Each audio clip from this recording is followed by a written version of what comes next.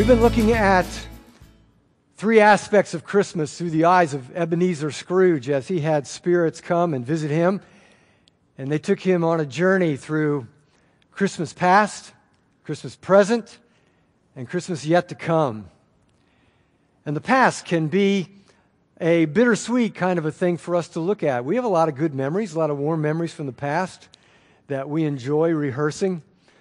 But it can also be painful to look back, and there may be sins that have been a part of your life that you just wonder, can I ever get over this? I'm still carrying the guilt from this. And we look back and we know there are people that we've hurt, we've offended God, mistakes that we've made, opportunities that we've missed. And how do you get a fresh start? Well, the good news is that our past doesn't have to determine what our present is, especially when we're in a relationship with Christ.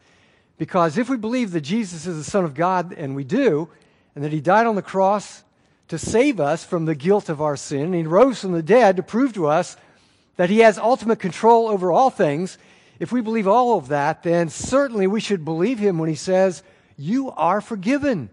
You are released from that guilt. It's a new day in your life. It's a fresh start.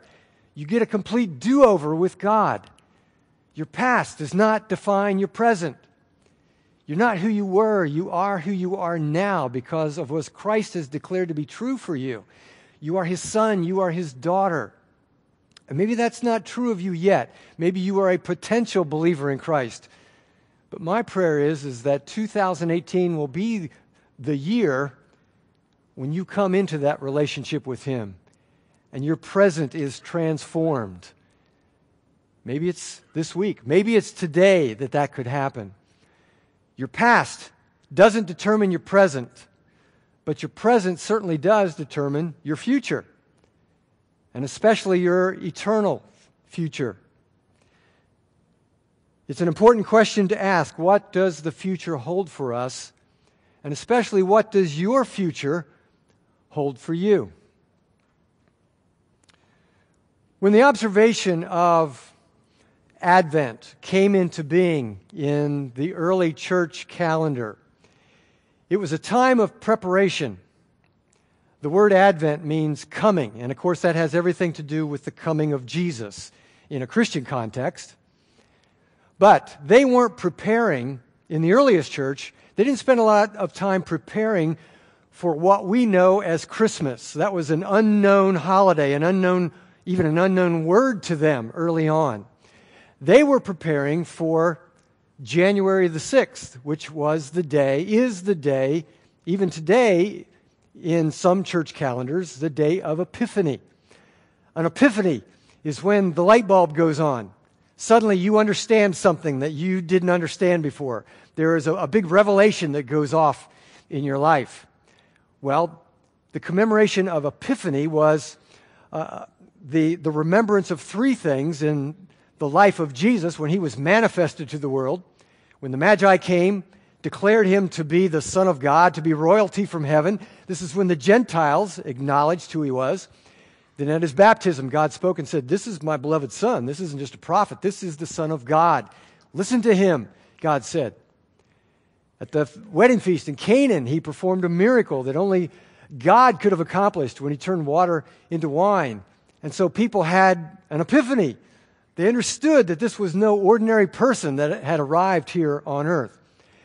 And so the early church, and even the church today, goes through the time of Advent to prepare for the manifestation of Christ, the revealing of Christ, a greater understanding of Christ. It was a time when people who were coming to Christ, submitting to Christ, they would be baptized on the day of Epiphany and would be preparing themselves for that. And so when the early church thought of the coming of Jesus and preparing for that, they weren't preparing for Christmas. They weren't commemorating the first coming of Christ. Of course they acknowledged that. And of course they celebrated that. But that accomplished what it did, and instead they were looking forward to what Jesus said we need to be preparing for, and that is His second coming, His return to earth, because He's coming back. He's coming again. He said so in no uncertain terms, time and time again. And he said the first time that he came to save the world. But the next time that he comes, he's coming in judgment, to judge mankind, and to take his people home with him to the place that he has prepared for us in eternity. And that's what the early church was focused on during the season of Advent. They were students of the Word. They were students of the writings of the ones who knew Jesus best. We have those writings contained in what we call the New Testament. And the men who lived with Jesus and who saw what he did, heard what he said, and they wrote it all down. And those who knew the people who knew Jesus, they spent a lot more time documenting what he said about his return than they did talking about how he arrived here on earth. Yes, there are nativity narratives. You find those in Matthew and in Luke, and those are great to read and to understand. But there's a lot more said about how we're supposed to live, how we take the teachings of Jesus and apply those to our lives in preparation for the time when he comes back. We are living in the last days. Absolutely, we're in the last days. We've been in the last days ever since Jesus ascended into heaven. The scriptures say it this way. In the past, God spoke to our ancestors through the prophets at many times and in various ways, but in these last days, he has spoken to us by his Son. Yeah, these are the end times. If human history is a bell curve that was headed for a pinnacle at the arrival of Jesus Christ here on earth, that's the fulcrum, that's the turning point in human history as we were moving away from God, and Christ gave us the opportunity to begin moving back toward God because of what he did. If that's the top of the bell curve, now we're on the downside, headed for the great cataclysm that's going to spell the end of this world as we know it. To quote lyrics from an REM song, yeah, it's all going to come to a screeching halt someday as Christ returns. And that is what we need to be celebrating, anticipating, and preparing for. We are very similar, those of us who follow Christ, we are very similar to the ancient Hebrew people when in 586 BC, the Babylonian army marched into southern Israel, the land of Judah, destroyed the city of Jerusalem, and carried the Hebrew people off into captivity, hundreds of miles away into the land of Babylon. And they were praying for, yearning for, desperate for someone to come save them, to release them from captivity. And so as never before, they were looking for the arrival of the Messiah. And so we're very similar to them as the followers of Christ. Because as the Hebrew people were the chosen people of God, now we are the chosen people of God. Anyone who follows Jesus Christ doesn't depend on our race, our ethnicity, our culture, where we live in the world. Anyone who is submitted to Christ belongs to the people of God. And in a sense, we're not in captivity, but we're in the place here in this world, as wonderful as it is, that's really not our home. And so we're yearning for the Messiah too, looking forward to his coming. Not his first coming. He's already accomplished what he needed to for us when he came the first time. No, we're looking for that second coming. So the Hebrew people could have sung that hymn, that Christmas hymn as we know it, O come, Emmanuel, and ransom captive Israel, that mourns in lonely exile here until the Son of God appears. They were yearning for the Messiah the first time. We are yearning for the Messiah the second time because there is a certain amount of mourning that goes on here. Life here in this world can be really hard. It can be tough. There are days we moan, we groan because of the suffering that's a part of this physical world. And someday we're going to be delivered from that. The scriptures say this, we know that if the earthly tent we live in is destroyed, we have a building from God, an eternal house in heaven, not built by human hands. Meanwhile, we groan, longing to be clothed instead with our heavenly dwelling. This place is great, but it's going to get so much better for those of us who follow Christ when he comes again and takes us home to our real home, to our eternal home. Rejoice, rejoice, Emmanuel shall come to thee, O Israel. Emmanuel, God with us, will come to us, O church, the people of God, to take us home. We've always been fascinated with the concept of the return of Jesus and the end of the world. That's mysterious stuff, isn't it? And people spend a lot of time dwelling on that, and we should. Jesus said we certainly should take him at his word that he's coming back. But it's easy to get distracted on rabbit trails, guessing and speculating about all the wrong things about his second coming. There are people who like to try and figure when exactly is it, precisely, what day, what hour, when can we know when it is so we can kind of plan things right up to that moment. And Jesus said, you're wasting your time doing that. What did he say? You read it. You go to the book of Acts. That's the history of the early church. It's in the New Testament, back half of the Bible, right there in the first chapter. He says, it's not for you to know the signs and the times of my return. You can't know. So don't get all wrapped up in that. He said, just make sure you are ready. You know, is there going to be a rapture? Is there going to be a time when all the Christians are sucked up out of the earth, when all the cars are going to be empty and they're going to go crashing into trees and there'll be chaos? I don't know. Is the mark of the beast, is it that company up in Wisconsin that is inviting their employees to get a computer chip embedded in their arms and they can buy and sell with that? Is that the mark of the beast? Is that 6? I don't know. It doesn't matter. That's a distraction away from what's most important, and that is what Jesus said to us. You're not going to know when I come back. I'm going to come like a thief. It's going to be totally unexpected. Just make sure you're ready so that it doesn't matter when it happens or how it happens. You're ready. Be ready. Get ready. He says, be careful of your hearts that will be weighed down, that can be weighed down with carousing, with drunkenness and the anxieties of life. And that day of my return, that day will close on you suddenly like a trap. For it will come on all those who live on the face of the whole earth. Be always on the watch and pray that you may be able to escape all that is about to happen and that you may be able to stand before the Son of Man with confidence, looking Christ in the face, knowing it's okay because I'm ready. I was ready for this. Well, how do you get ready? You know, there's an old joke about a church staff that was in their offices, in the building, and somebody looked out the window and they sent out the alert. They said, Jesus is coming up the sidewalk. He's coming in the front door. What do we do? And the senior pastor said, well, for goodness sake, look busy. We need to be busy, but we need to make sure that we're busy about the right things that have everything to do with where we're going to spend eternity. We can get distracted in things that don't make a bit of difference in the big picture. Make sure we're concentrating on the right things that determine how we stand before Jesus on that day when he comes. Peter knew Jesus very well. He was one of his best friends, one of his original followers. And here's what he says to us. He says, the end of all things is near.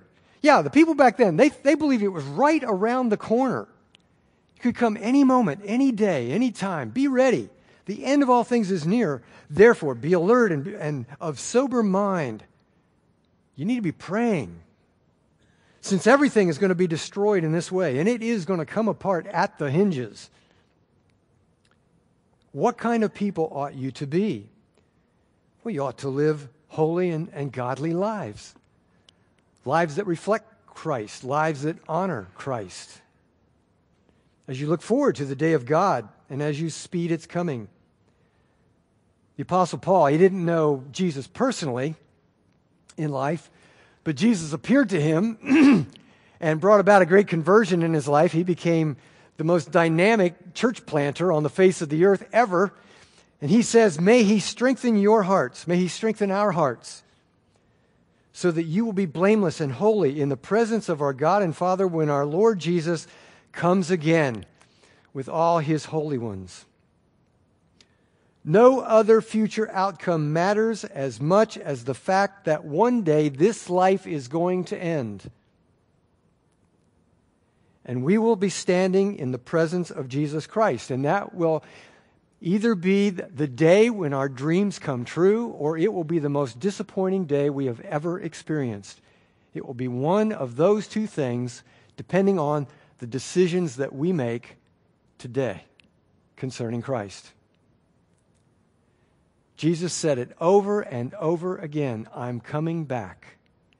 So you also must be ready, because the Son of Man will come in an hour when you don't expect him. Whether he comes to us or we go to him, someday we will stand before him. Get ready. Be ready. Followers of Christ, those of us who know and follow Christ, live with your eyes to the skies, because it could happen at any moment. I had a professor in Bible college who had a plaque on his desk that said, "Perhaps today." Perhaps today. Yeah. Living lives where we are pursuing holiness, fulfilling God's purpose in our lives, understanding that he has a purpose for all of us. We're here for a reason. And we need to be living that out as best we can to honor him and to make him known, to give others an epiphany of the reality of Jesus and the difference that he can make in their lives. This is a truth and a reality that we need to be so very generous with people who aren't ready for his return. And for those of you who are not yet followers of Jesus, and I know there are probably people here today who haven't made that decision yet, I encourage you, take it seriously. I would put everything else on hold and come to terms with what you're going to do with that. And maybe in all honesty right now, you can't say that you believe that Jesus is the Son of God. And of course you can't violate your integrity in doing that. I get that. I understand that. But my prayer for you is that you will explore him. You will give him the chance to make himself known to you, reading about him in the documents that tell us about his life, and that you'll pray, even if it feels like you're talking to the ceiling. Give it a shot. Pray to this God that you're not sure he's even there, and see if a response comes that will help you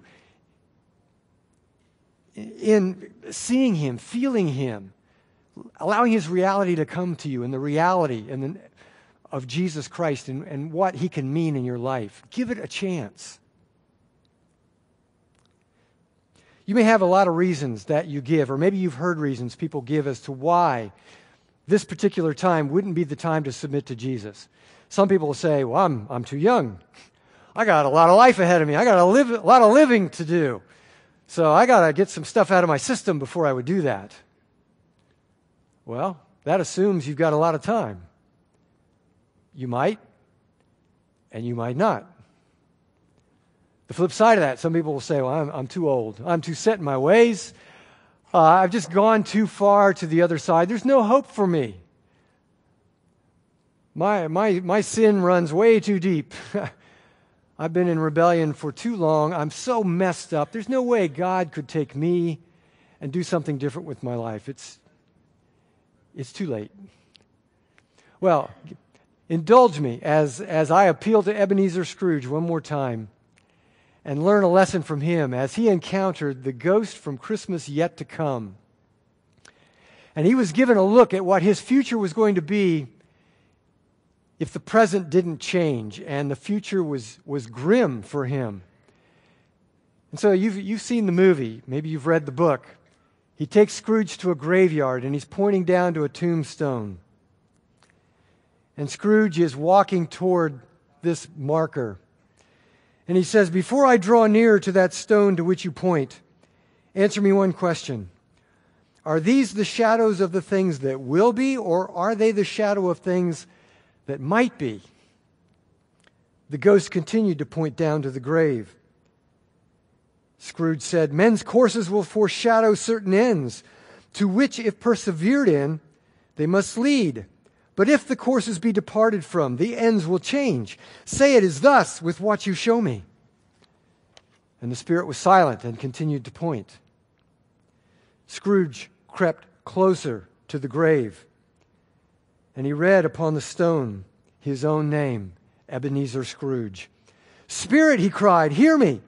I am not the man I was. I will not be the man that I must have been, but for this intercourse. Why show me this if I am past all hope?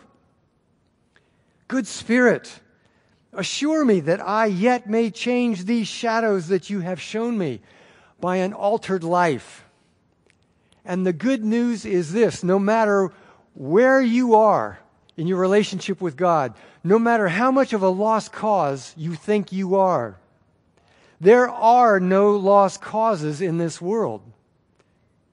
No one is beyond all hope. No one is beyond the saving reach of Jesus Christ and the transforming power of His Holy Spirit as He comes into a person's life and makes us into someone that we can't even recognize because we look so much more like Jesus and so much less like our sinful selves when He has His way with us. And it's so wonderful when that transformation comes over us, to live our lives in lockstep with God, in the place where we find all those things that our souls crave. Yes, we live in submission to Him, and yes, we sacrifice ourselves to Him, but what we get in return for that sacrifice is wondrous and wonderful. All the things that we desire, love and hope and peace and joy, and the ability to relate in a loving way to those around us, and purpose in life and meaning and looking forward to the future, it's all there in Christ. And no one is the exception when it comes to your ability to find that when you submit to Christ. Instantly, your life can be altered by bowing and submitting to Christ. And you can start today to honor Him in your heart every day of your life until one day you stand before Him in complete confidence. It's the ultimate question we have to ask and answer. Where will you spend eternity? Will you spend it in the place with Christ or without Him? Receive this truth if you haven't, and share this truth if you don't, if that's not your habit. It's never too late. Without Christ, the future is very grim, but it doesn't have to stay that way. If the present course of life turns in the direction of Christ, the future is suddenly bright, very, very bright. And no matter what else happens, you can look forward to the return of Jesus with eagerness, no matter what. And that's exactly how Jesus said it should be and could be and can be and will be. He says, when these things begin to happen, when you see the earth coming off its hinges, and you know it's the end of all things. He says, when these things begin to take place, people of God, stand up and lift up your heads because your redemption is drawing nigh. The dream is finally coming true, and Christ has come to take you home. Home, home, forever.